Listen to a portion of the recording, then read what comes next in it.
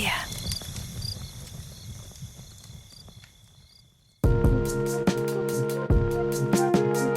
Hey, Campside listeners. Welcome back to Inside the Tent, our show where we go behind the microphone of our favorite podcasts and talk to the people who brought them to life.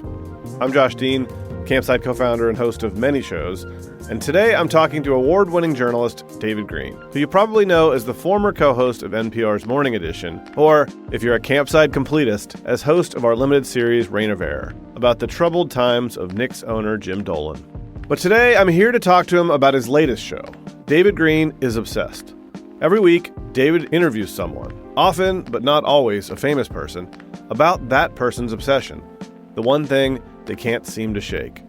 It's part interview, part therapy session, and every conversation is wildly entertaining.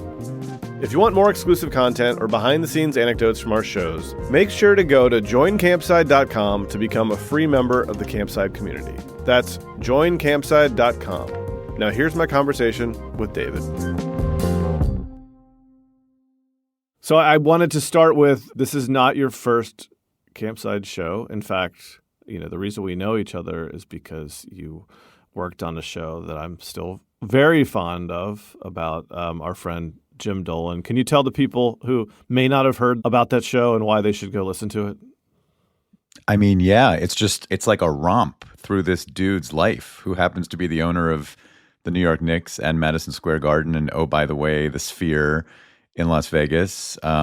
He's one of the strangest people, I think, in the kind of weird world of sports ownership and entertainment ownership. And it's like at every turn, there's some sort of crazy development that he seems to inflict on himself. And I think if you like professional basketball, if you like great audio narrative storytelling, if you like to laugh, it's just kind of a fun show to get involved in. My wife, who doesn't like sports at all, listened, and she was entertained, which told me a lot. It's called Reign of Error. It was under the umbrella of a show we made briefly with Smartless called Owned, but it's its own limited series, and everything David said is correct. It's quite a romp, and I don't just say that because we worked on it, and because it probably got David and I both banned from MSG events forever, maybe. Well, Josh, I'm going to find out soon. I'm going to the Sphere for the first time. I have Zach Brown tickets, and I am going to go and see if James Dolan's facial recognition picks up on me because he hated the show and they don't let me in. Wow. Stay tuned. We may need to update with it's possible. Can David Greene get into the Sphere or not? News at 11. This is a perfect transition to what we actually came here to talk about. Would you say that you and I are in danger of being obsessed with Jim Dolan? One might say that, yeah. Jim Dolan, for the record, had nothing to do with the backstory of the show we're actually here to talk about. But it was because of that project that we started talking about other potential collaborations, and we fell in love, basically, and it was a romance that could not be stopped. Yeah, exactly. And your wife was willing to continue to share you. Yeah, exactly. And polyamorous your family with you. Yeah. Audio way. Right. And so we started looking for other projects to collaborate on, actually. And I think, we knew we wanted to do something that wasn't a limited series, that was more of a talk show, which is, obviously leaning into your extensive experience interviewing people. I don't know, how many years were you interviewing people at NPR? Wow. Well, I got to NPR in 2005 and left in 2021. So it's like 15 years, but I was at Morning Edition for like almost a decade. So that style of interviewing, like being in a studio and talking to people and conversing and, that intimacy, that power of conversation, that was like a decade. And so we wanted to lean into, obviously your narration on Reign of Error was a delight, and that was, something that we were not at all surprised by, but knew that you had both great comfort talking to people who were strangers and also a legitimate curiosity in all kinds of people and subjects. And so we set out to find a frame, we would call it, for like what a talk show would look like. And this one came up because you're working on a book, right? So we decided to focus on obsessions because you were already obsessing about obsessions. Yeah, I was working on a book, and it was funny. It actually came from a conversation I had with my book agent. I had written one book about Russia, traveling across the Trans-Siberian Railway. And again, the only skill I have in life, talking to people and listening to them and like getting their views on life in Russia, in Moscow, outside of Moscow, what they think of Vladimir Putin, all that stuff. It was kind of a travel log romp, but I hope more serious. And then my agent was like, what next book do you want to write? And he was like, I think you should write a book about Pittsburgh and sports, because I'm a diehard Pittsburgh sports fan. I was like, oh, interesting. Like, why do you think I should write about that? He was like, well, you kind of like have this thing you do where you like, went to some Ivy League school in Boston and you're educated and you're in the public radio world, but you like love watching football on Sundays and you're like obsessed about trying to seem like the dude at a bar. And I like slammed my drink on the table and was really pissed at him because I was like, Howard, that's not like, I am obsessed with sports. That is not some performative thing I am doing to repair my identity crisis. Like that's a serious thing. And he was kind of blown away. He was like, oh, you're really obsessed with sports. And just the fact that I was talking about an obsession, but there was so much there to unpack about like if it's performative, if it's not, what it says about your identity. We just kind of got excited about the idea of using an obsession as a window into my soul and then in a window into everyone else's souls, into all of our souls. Like, what do obsessions say about us? Why do we have them? What do they mean? Why can't we let go of them? And it just, you guys seemed excited about maybe doing a show. And so here we are. Yeah, it is based on the idea that you yourself have an obsessive personality. You have a number of obsessions, which we can get into in a minute. But this show is to interview a different person every week who has some specific, fascinating obsession. And I think we set out to find famous people who could be interviewed about things they don't normally talk about, right? I mean, that's one part of it. And then there's also the unknown people who have fascinating obsessions that you know nothing about, which we can also talk about. But to talk about the more prominent guests, right? We are looking for people that you might have heard of to talk about something they wouldn't normally be asked about, right? Yeah, which I think I love because so often, if you're a celebrity chef, you're talking about food. If you're a comedian, you're talking about comedy. If you're an actor, you're talking about your movies. It's kind of fun to have the chance to bring someone in who people out there think they know, but what a better way to humanize a celebrity or some interesting person than to just not go after the thing that makes them famous, but to go after some weird human quirk that can help us understand them better. And I think that's been the fun of making this so far. Yeah, I have this sort of operating thesis that if you could take away the gatekeepers, that most people who turn down interview requests and are asked all the time to do interviews and get bored by them, given the opportunity to talk about something they actually love and care about and are obsessed with, would gladly do that. I guess you could run us through a few, but I was going to say Tig Notaro talking about being a vegan, for instance. Yeah, Tig Notaro talking about being a vegan and plant-based food, and what we learn about her through that obsession. David Arquette, who you might know for acting or maybe wrestling, but actually the thing we talked to him about was his obsession with Bozo the Clown, which is like not just funny. It's like a business obsession. He has worked very hard to secure the creative rights to Bozo the Clown to carry on the legacy of that clown. And so he now owns the rights to Bozo the Clown. But again, with all of these conversations, it's like, what does that weird kind of catchy obsession say about David? And, it gets to serious stuff, like about other more serious obsessions in his life and hard times he's gone through. We talked to the doggist. That's one where it was like, okay, we're actually talking about the thing that he's obsessed with. He's known as the doggist because he's obsessed with dogs, and we talked about dogs. But it was like, it was a kind of nostalgic, interesting journey through where that obsession came from. And in all of his videos that he's now made famous on social media, talking to other dog owners, like the meaning behind it. Billy Corgan, like frontman for Smashing Pumpkins. It's, we didn't talk about music. We talked about his obsession with professional wrestling, which I never knew about.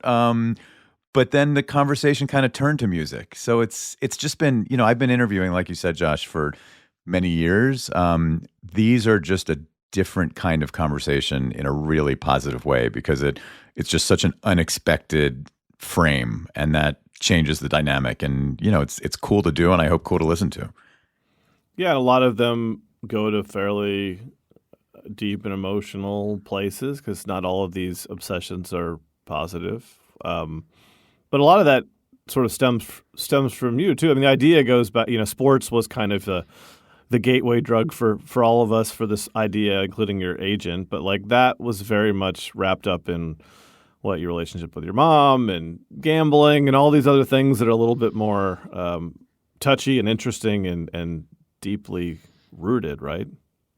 Yeah. Oh, yeah. I mean, sports goes to my relationship with my mom, which kind of opens doors into some of the harder aspects of that relationship, but also some of the great aspects of it. I'm obsessed with karaoke, and there's definitely something there in terms of when I'm comfortable in social settings and when I'm not. And I think a lot of people who love karaoke would say the same thing. Like that stage lets you unearth and surface parts of you that you just don't even realize exist. And then there are weird ones for me, like SoulCycle. Like I have done well over 1,500 SoulCycle classes. And I mean, SoulCycle's getting, it's getting a little old. Like people are like, wasn't that a thing like 10 years ago and you're still doing it?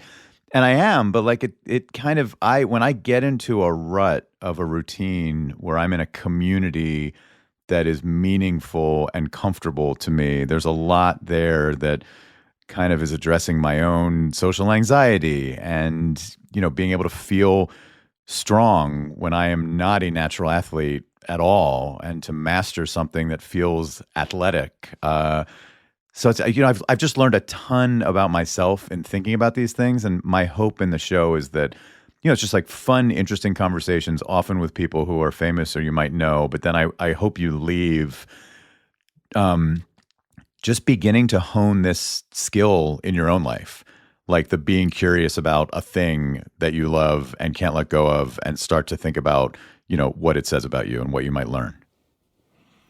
Yeah, and I should say we're talking about fairly big name people, and I think a lot of the interviews will be people you've heard of. We're also introducing you to people you haven't heard of whose obsessions are, I was going to say arguably, but I would say definitively very niche. Yeah, definitively. Yeah, like Barbie dolls. Yeah, for instance, tell me about our Barbie doll obsessive. He's not. First of all, I should say, if I told you we did an episode about someone who is the world's foremost collector of Barbies and was obsessed with Barbie dolls, you might picture a certain person. That is not the guy who actually ended up talking to us, right? Not at all. And that's one of the things I'm like, blow up every stereotype you have. Like, don't assume just because you hear it's an obsession that this is the person who's going to be obsessed. Yeah, his name's Jian Yang, and he lives in Singapore. We talked, and like his entire Barbie doll collection was behind him. No, actually, that's not true. A tiny portion of his Barbie doll collection was behind him as we were speaking. But yeah, I mean, the conversation got to, it was kind of crazy how obsessed he's been with Barbie dolls, but like it gets serious. Some of the assumptions that people have made about him and Barbie dolls, and sort of how it's changed how he thinks about masculinity, how he thinks about marketing. I mean, he made the case that Barbie's probably one of the best marketers of herself in the entire world, and she's not even a human being. So yeah, it's just stuff that, I mean, I left that conversation, 45 minutes with him, and I was like, wow, that is a lot of shit that I knew nothing about, and my life is now just a little bit richer for it. Yeah, and another favorite of mine is Teddy, the public toilet. And I would classify this in a category of public service obsessions, where this woman happened to become obsessed with the location of public toilets and has become, I think it's fair to say, an influencer. I think it is. And I mean, she had her life was going well to begin with. Like she's a, fairly well-known opera singer in New York City and travels the world, but she got obsessed with public restrooms. And it's really funny to hear how and why, but it's also deadly serious. And it is a public service because access to public restrooms is like really a human right that she believes in so fervently. And a lot of people around the world are denied it. And I think we hope every one of these is surprising in some way. Any conversation, no matter how obvious it might seem where it's starting, right, goes in surprising places. Because these are like really deeply personal subjects for these people. Yeah, they can get really personal and vulnerable. And I don't know, there's something about it too where, and not to get all like academic when it comes to how to conduct interviews, but talking about someone's obsession, I think, is immediately disarming. And it just opens the path for an interview to go in all sorts of unexpected directions. Like I interviewed Michael Simon, the celebrity chef. We were talking about sports. Like had I been there to like talk to him about his newest restaurant or cookbook, we might have kind of stayed in that lane. But when you start with something just totally different, like let's talk about sports, it's really easy to go anywhere else, like pedicures, which is where that conversation kind of landed because Michael had got me into pedicures, which I'd never done before. And it just, we're like laughing our asses off. And I don't know if the conversation would have gone there if this had been a more traditional interview that was booked by a publicist, to talk about this new restaurant or cookbook. And I think that's part of the fun and surprise of this thing. Yeah, or I think about some of these episodes won't have aired by the time this comes out, but still I think we've recorded them so we can talk about them. They will be out there to enjoy soon, but our conversation with Scott, the New York City, arguably the country, if not the world's leading pizza expert, he might object to connoisseur. I feel like expert obsessive is closer to what I don't think he considers himself like I'm the guy who tells you which slice is better than all the others. He's like, I just know everything about pizza. He's the guy who can give you the information that you need to credibly argue why you know the best slice in New York City. And it wasn't like that conversation turned into like, let's review the 25 pizza places you should go to before you die. It was much more like why this one food has become so much bigger than all the other foods and why we all have favorites. I mean, we could cover anything as outlandish as like, the grease quotient for a specific slice of pizza and how to study it based on the size and shape of the grease stain on a paper plate, but also like this sort of beautiful Norman Rockwellian kind of thing that slice of pizza is the first thing you remember as a 8 or 9 year old. It's the first thing you buy for yourself with your own money in your pocket. And it's like the smell and taste of pizza is your first experience with independence as a young person. So if you can cover those two things, like your first experience with independence and also like how big a grease puddle is, it's a dynamic, unpredictable conversation. Yeah, and I loved that. I never would have reached that conclusion with pizza, had I not sat in on that conversation. But it really me neither. Rings true because I think it's absolutely the thing when you had $5 and went to the pool or what, got to make the first decision of your own using money that was in your control. Yeah, it was a slice. Yeah, I totally agree. No, I had the same reaction. Josh, I haven't heard your obsessions yet. I mean, I can't let you leave this conversation without you sharing at least one obsession. Well, sorry. I mean, sports, honestly, you kind of hit it with the first episode because New York Mets, USA national soccer team, West Virginia University football, basketball, like to a lesser degree, almost any sport that's on television. Like sports is definitely it for me. It's not the only one, but it's like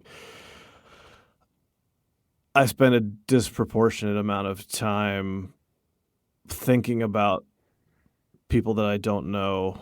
As Jerry Seinfeld famously said, rooting for laundry. Yeah. Yeah. And yet, like, I'm not embarrassed nor disturbed by it because it brings me great joy. I mean, here's the irony of it, actually, because teams select you more than you select them, right? It's a product of geography or where you happen to be at a specific moment, the first time you saw some game that really moved you. I have had the misfortune, like you, although, I mean, sorry, not like you. You grew up with a team that won the Super Bowl every year. So you can't relate to what I'm about to say at all. I'm more like Michael Simon, which is that all of the teams that I root for are chronically middling to bad. And so most of my life is obsessing over sports that disappoint me. And I remember my son, who's now just 15, the first year he really paid attention to sports was 2015. He was 5. That was the year the Mets on a fluke made it to the World Series. They went on an incredible run in the second half of the season, went to the World Series, lost the World Series, but still, like, that was the first year he paid attention. And I remember saying to him the next year, like, it's not going to be like that. Like that, I don't want you to feel spoiled. This formative memory of yours of like, oh my God, I like this team and they went to the World Series is like, you might not ever experience this again. And sure enough, we're having this conversation 10 years later.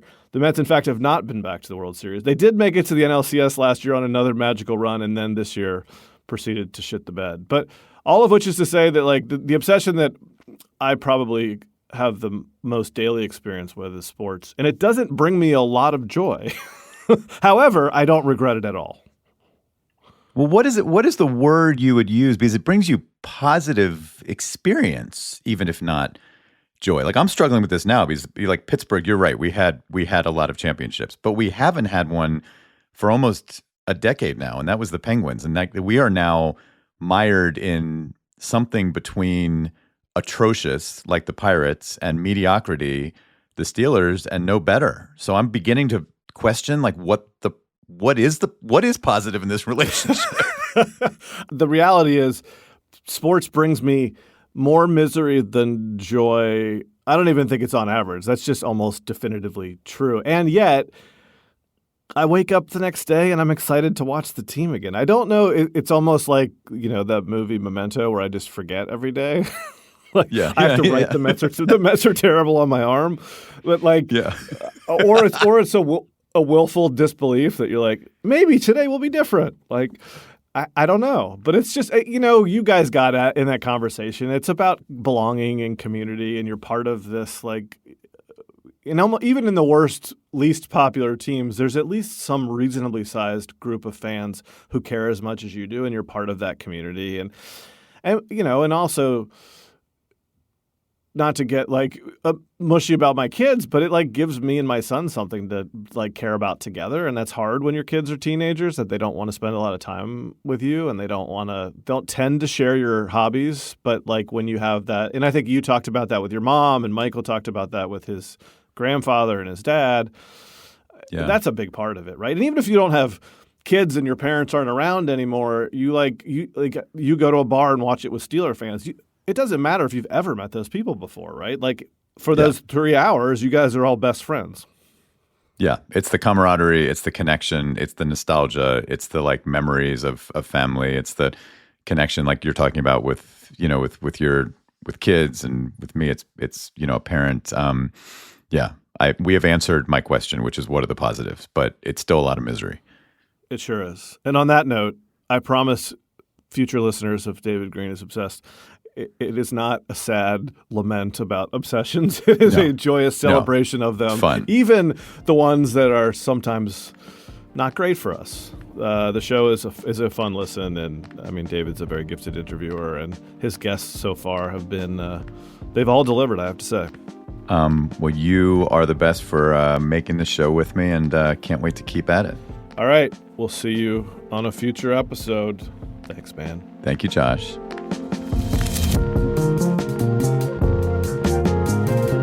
Thanks so much to American treasure David Greene and the rest of the David Greene is Obsessed team. And thank you for listening to Inside the Tent. If you haven't already, don't forget to go to joincampside.com to become a free member of the Campside community. That's joincampside.com.